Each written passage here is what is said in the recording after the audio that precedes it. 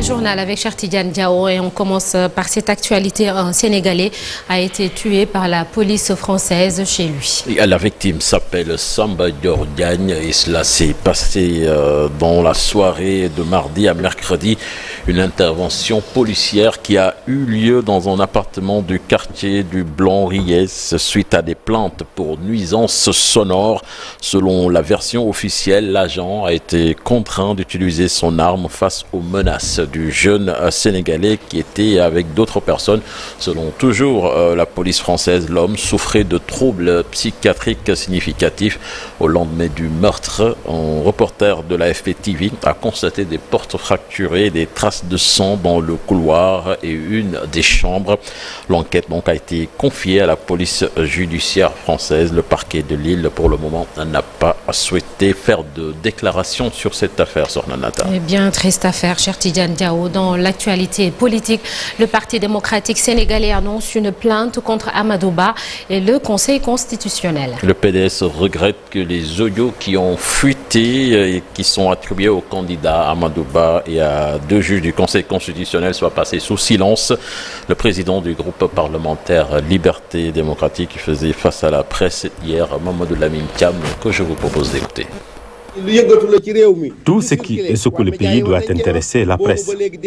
Mais rien depuis la circulation des audios sur le net, la société civile et le système judiciaire idem. Alors qu'ils devaient réclamer des éclairages, faire des vérifications sur ces audios-là. Nous estimons que ce sont les preuves de la présumée corruption déjà dénoncée. Le Parti démocratique sénégalais va prendre ses responsabilités en portant plainte. Nous allons saisir les juridictions compétentes. Tout le monde devait se lever pour soutenir le PDS. Dans cette nouvelle affaire, nous espérons, avec notre plainte, que la lumière sera faite. Nous maintenons le combat. Voilà donc le PDS qui attend la décision de la Cour suprême qui a attaqué, rappelons-le, le décret du chef de l'État convoquant le corps électoral pour ce 24 mars pour faire reporter l'élection présidentielle sur Nonata. La campagne électorale à présent, l'APR se remobilise derrière le candidat de la coalition Benno Bokk Yakaar, Amadou Ba. Cela fait suite à la demande du président Macky Sall qui a convoqué une réunion extraordinaire pour faire taire les querelles internes au sein de sa formation politique. Amadou Ba, le candidat, était à Saint-Louis hier. Il a terminé son meeting dans la nuit. Le candidat de la coalition Benno Bokk Yakaar a répondu à la coalition Diomaye Président qui vise une monnaie unique une fois à la magistrature suprême. Pour Amadou Ba, cette proposition nous mènerait droit vers le chaos. Je vous propose de l'écouter au micro de Seynou Diop. C'est grave ce qu'ils ont fait comme proposition. Cela nous mène vers le chaos. Ce qu'ils ont dit n'était pas du tout conscient. C'est pourquoi ils jouent avec cette proposition. Si cela arrive, les commerçants vont rencontrer d'énormes problèmes. Même les pays qui ont leur propre monnaie et qui sont comme nous ne sont pas plus développés que le Sénégal. Au contraire, nous sommes même en avance sur ces pays-là. 15 pays travaillent avec la CEDEAO. Donc la monnaie, ce n'est pas une chose qu'on parle comme ça. Cela montre que ces gens-là, qui visent à changer la monnaie, une fois à la magistrature suprême, en 3 mois, je peux dire, nous serons tous dans une crise profonde. J'y reviendrai pour donner les raisons pour lesquelles cette proposition est au non-sens économique. Le candidat El Hadji Malick Gakou souhaite promouvoir le sport en construisant des infrastructures pour soutenir l'émergence des jeunes de la banlieue avec 2 axes, avec 2% plutôt du budget qui serait injecté lors d'une caravane à Djiddah Thiaroye Kao. Le leader du grand parti exprime sa volonté de développer la banlieue une fois à la tête du pays. Nous l'écoutons avec Abdoulaye Anne. L'importance de cette question de la résolution de la question de l'urbanisation sauvage dans la banlieue. La banlieue mérite d'être modernisée et en tant que fils de la banlieue, j'ai pris l'engagement d'assurer à Pékin, d'assurer à toute la banlieue une urbanisation et une modernisation des sphères. C'est la raison pour laquelle j'ai aussi évoqué ici dans ce milieu, qui est un milieu du chômage endémique des jeunes. J'ai dit avec force et pertinence combien il me plaît de régler la question du chômage des jeunes. J'ai aussi évoqué les questions liées à l'éducation et à la formation. Vous savez que Pékin est aussi une terre sportive. C'est la raison pour laquelle j'ai profité de mon passage à Pékin pour célébrer le sport de mon pays. Vous savez que le sport doit contribuer comme moteur de la croissance économique et sociale de notre pays. Jusqu'à aujourd'hui, le sport, depuis l'indépendance, n'a jamais occupé 1% de notre budget national. Aujourd'hui, dans l'actuel gouvernement, dans le budget national, le sport ne représente que 0,33%. Alors que le Sénégal est un peuple de sportifs. Alors que le sport nous a donné de grands trophées. Et le sport peut contribuer à l'évolution du développement économique et social de notre pays.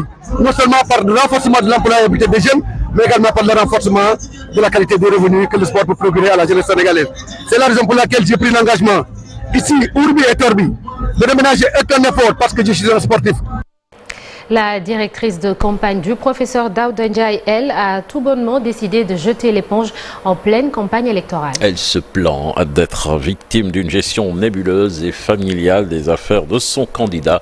Maître Germaine Sagna donc a décidé, comme vous l'avez dit, Nata, de démissionner de son poste de directrice de campagne du candidat Daouda Ndiaye.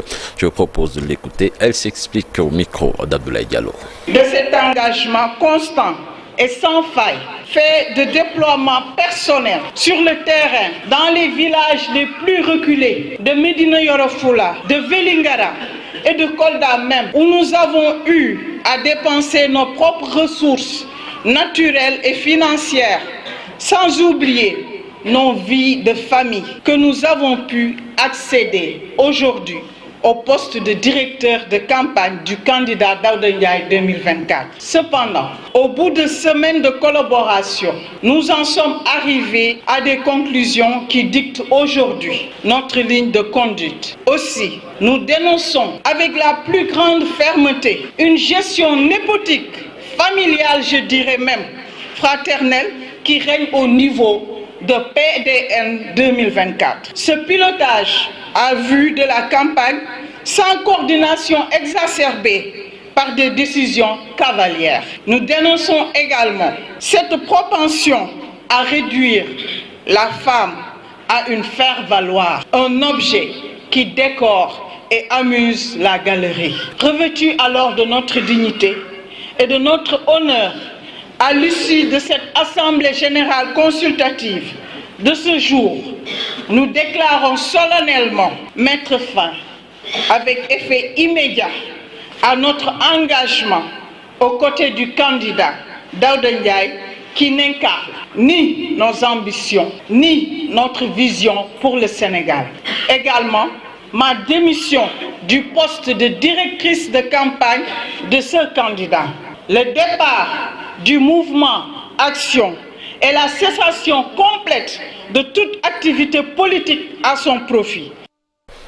Voilà, donc c'était des explications de Maître Germaine Sagna, désormais ex-directrice de campagne du professeur Daouda Ndiaye, Sornanata. Rendez-vous tout à l'heure, cher Tidiane Diao, pour l'actualité nationale toujours, et ce sera en Wolof et sous forme de brève.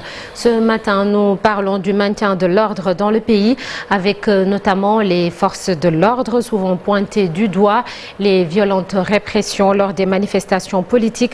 Le prétexte, c'est la cérémonie de pose de la première pierre de l'Académie nationale, de l'Académie de la police nationale, autant pour moi. C'était le 14 mars 2023. Ce sera le sujet d'un jour au Sénégal, un jour dans le monde. À retrouver également ce matin la rubrique de Quoi est-il le nom, et on vous en dit pas plus. Rendez-vous tout à l'heure avec notre correspondant Babacar Diouf, et puis la revue de presse du jour, ce sera avec Cher Diop, et la météo, une présentation de Oumi Sambou. Tout de suite, l'actualité hors du Sénégal.